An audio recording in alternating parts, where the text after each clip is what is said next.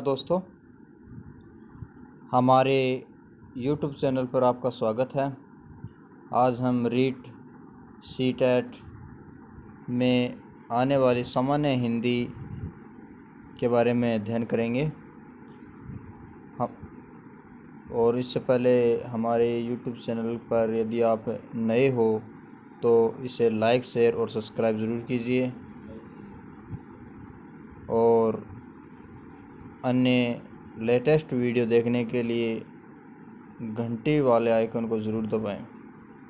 तो शुरू करते हैं दोस्तों।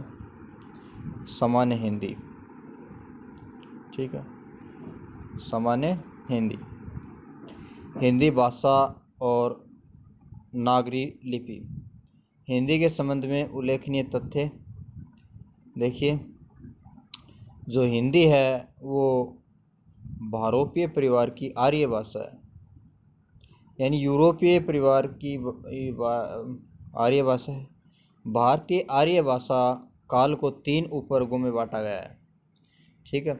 इसमें पहला है प्राचीन भारतीय आर्य भाषा काल, ठीक है। इसका कार्यकाल माना जाता है 1500 ईस्वी पूर्व से 500 ईसा पूर्व तक।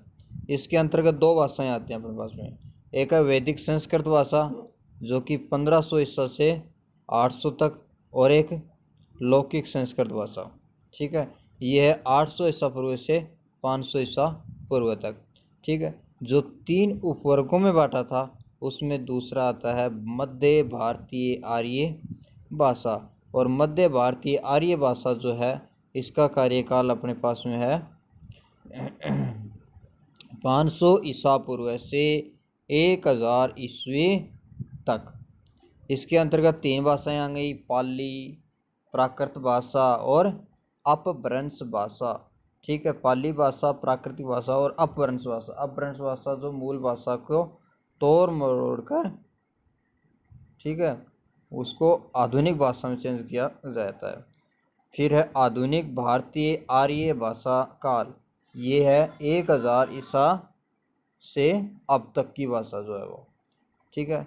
इसके अंतर्गत हिंदी एवं अन्य आधुनिक आर्य भाषाएं आती हैं, जैसे हिंदी, सिंधी, पंजाबी, बिहारी, बंगला, उड़िया, असमिया, गुजराती, मराठी। ये आधुनिक भारतीय आर्य भाषा में आती हैं, ठीक है। अब देखो हिंदी का विकास। अब हम हिंदी के बारे में पढ़ेंगे भाई। हिंदी का विकास, तो दोस्तों हिंदी भाषा का विकास 1000 ईस्वी के आसपास अपभ्रंश से हुआ। अपभ्रंश यानी मूल भाषा को तोड़ मरोड़ करके आधुनिक भाषा में परिवर्तित कर दिया, ठीक है, अपनी आवश्यकता अनुसार। वो अपभ्रंश होता है। तो भाषाओं का विकास देखो, पहले सबसे पहले आई संस्कृत भाषा, फिर संस्कृत भाषा से अपभ्रंश होते हुए धीरे धीरे पाली भाषा, प्राकृत भाषा, फिर अपभ्रंश भाषा और फिर हिंदी भाषा बनी। अब देखो हिंदी की बोलियां। हिंदी के अंतर्गत 5 उपभाषाएं तथा 18 बोलियां आती हैं। ये याद रखना दोस्तों। हिंदी के अंतर्गत 5 तो आती हैं उपभाषा और 8 आती हैं बोलियां, ठीक है। 8 आती हैं बोलियां। अब उपभाषा में देखो 5 उपभाषा बताई थी अपने। उसमें पहला है पश्चिमी हिंदी। पश्चिमी हिंदी में जैसे पश्चिम साइड में बोले जाने वाली हिंदी, उसमें उपभाषाएं या बोलियां आ जाएंगी। ब्रज भाषा है, कन्नौजी है, खड़ी बोली जिसको हम कोरवी भी बोलते हैं, ठीक है। बुंदेली भाषा, बागरू हरियाणा साइड में बोलते हैं इसको, बांगरू भाषा, ठीक है। अवधी भाषा, बघेली छत्तीसगढ़ साइड में बोलते हैं इसको, छत्तीसगढ़ी, ठीक है। ये अवधी, बघेली और छत्तीसगढ़ी आ जाएगी अपनी पूर्व हिंदी भाषा में, ठीक है। उपभाषा का तीसरा है राजस्थानी भाषा।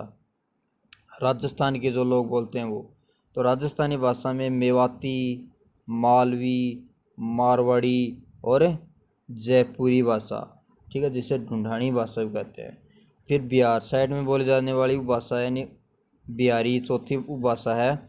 जैसे बिहार में भोजपुरी है, मैथिली, मगही, ठीक है। और पहाड़ी साइड पहाड़ी उपभाषा है एक 5वीं, उसमें आते हैं गढ़वाली, ठीक है, कुमायूनी और नेपाली भाषा। ठीक है दोस्तों।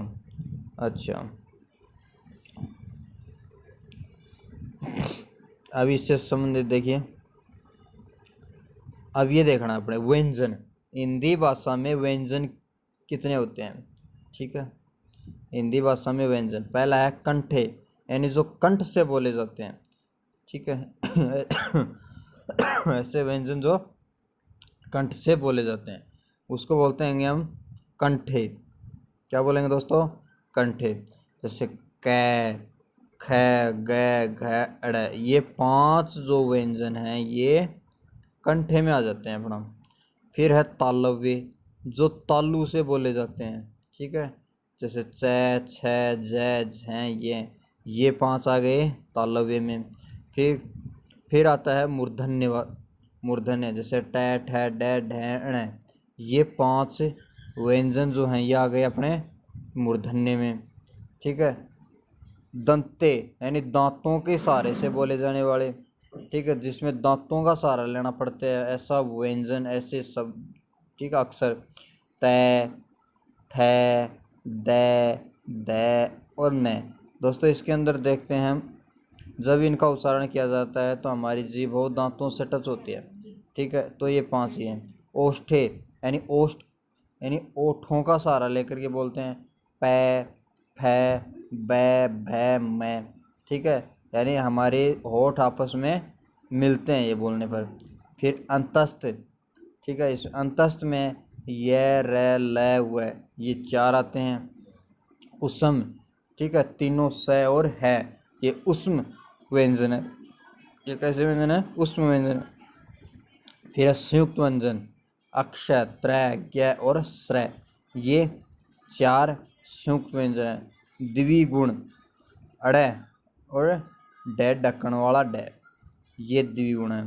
ठीक है, अब देखो, देवनागरी वर्णमाला में कुल 52 वर्ण, ये ध्यान रखना दोस्तों, देवनागरी जो वर्णमाला है इसमें 52 तो वर्ण आते हैं और 11 स्वर आते हैं। इस प्रकार 11 व्यंजन,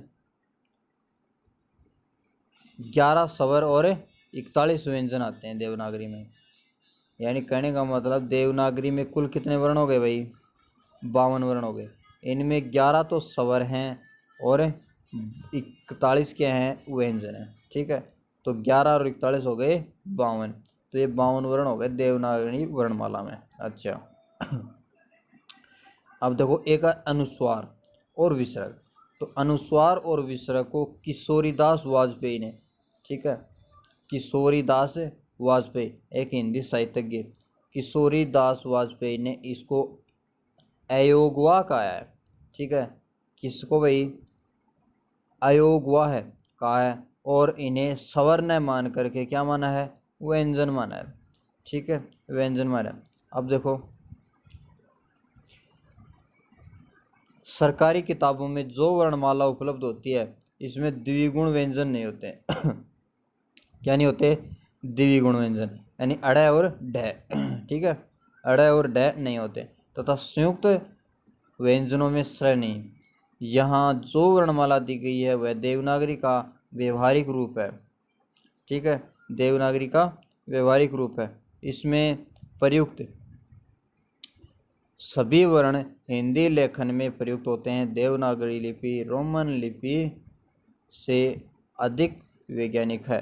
ठीक है दोस्तों, ये तो हमने भाषा के बारे में, ठीक है, हिंदी भाषा के बारे में सामान्य जानकारी ली। अगले वीडियो में मैं इससे संबंधित कुछ क्वेश्चन करवाऊंगा। ठीक है, तब तक के लिए धन्यवाद।